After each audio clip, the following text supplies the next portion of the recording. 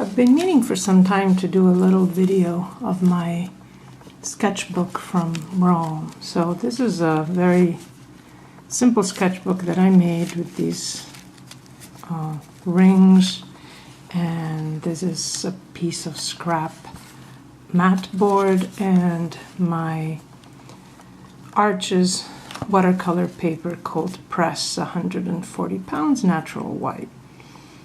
And I wanted to have a tiny sketchbook because I knew, since we were traveling with high school students, that I wouldn't really have much time to sketch, just a few minutes here and there. So this one, for example, I've done while waiting at the airport, and even though I brought my regular travel palette that I've had for many years and that has 12 colors, I didn't touch it. And instead, I made this teeny tiny palette with an old box that licorice came in. And inside, I squeezed some of my favorite paints in 6 things here, little containers that have magnet under it, but as you see, the magnet got unglued. So next time I'm going to make my own magnet with better glue.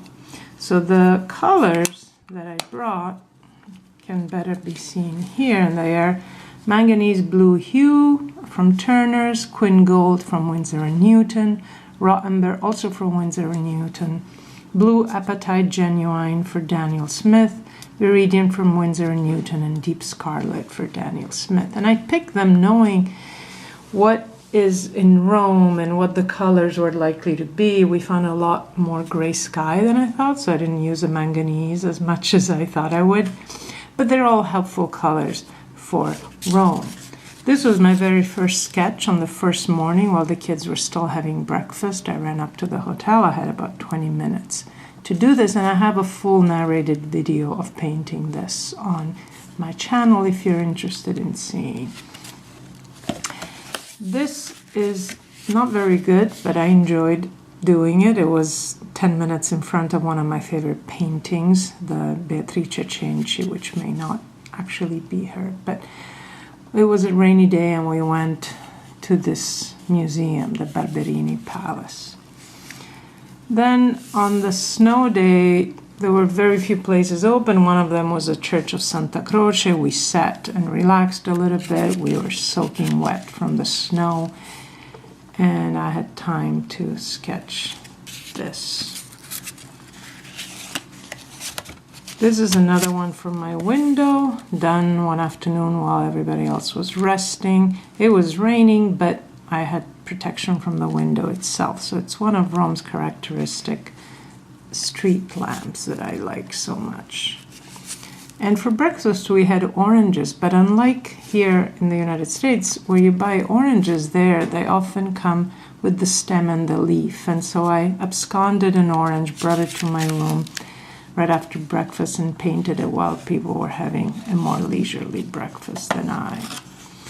Then one day we went to San Sebastiano on the Appian Way, and I started going down the catacombs with everybody else, but my claustrophobia had the best of me, so I ran back up the stairs, and while people were exploring the catacombs, which were too deep and dark for me, I sat in the church and did a sketch of the altar and the one before, which is a confessional.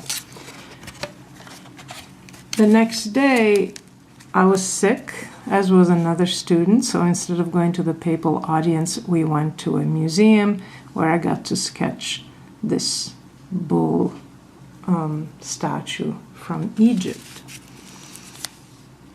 This I'm not very crazy about, so I'm going to skip over. We went to the zoo one day, and then we had some free time at the zoo, and I sat in front of the aviary and sketched these birds of which I do not know the names, and then I walked around and saw the Komodo dragon, which is always one of my favorite animals to look at. Then at the modern art gallery, there are so many gorgeous paintings, and this is one of my favorites. Modigliani, Amedeo Modigliani's. It's a portrait, and I really enjoyed painting her. In the museums, we each had some free time, so this is what I did. And this is at the same museum, was a statue of Psyche after she has fainted because she opened a box she wasn't supposed to open.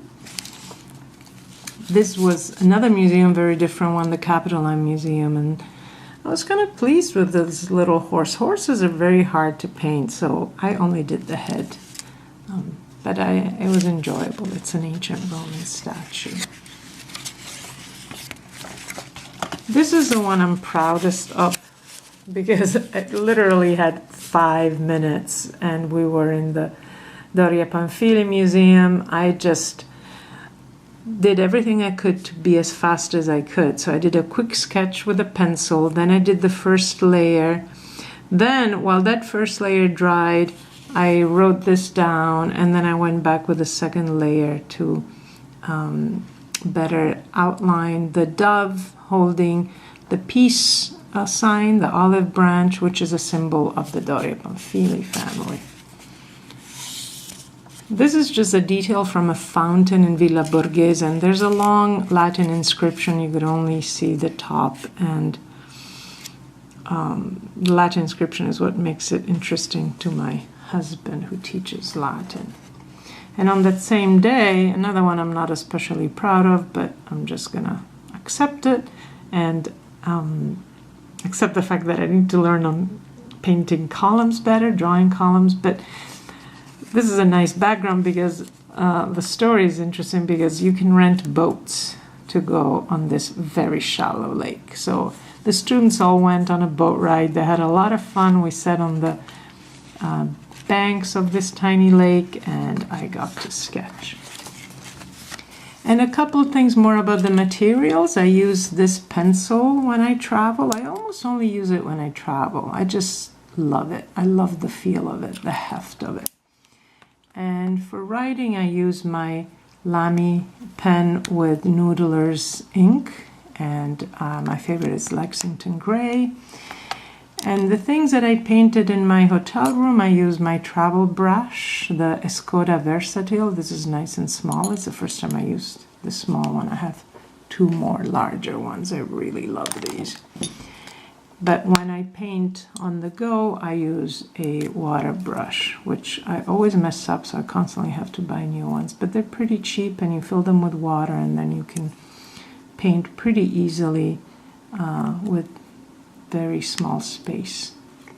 So if you have any questions, please don't hesitate to write them below. And I encourage everyone to keep a sketchbook, especially when you travel. It's just about the best way to remember your trip.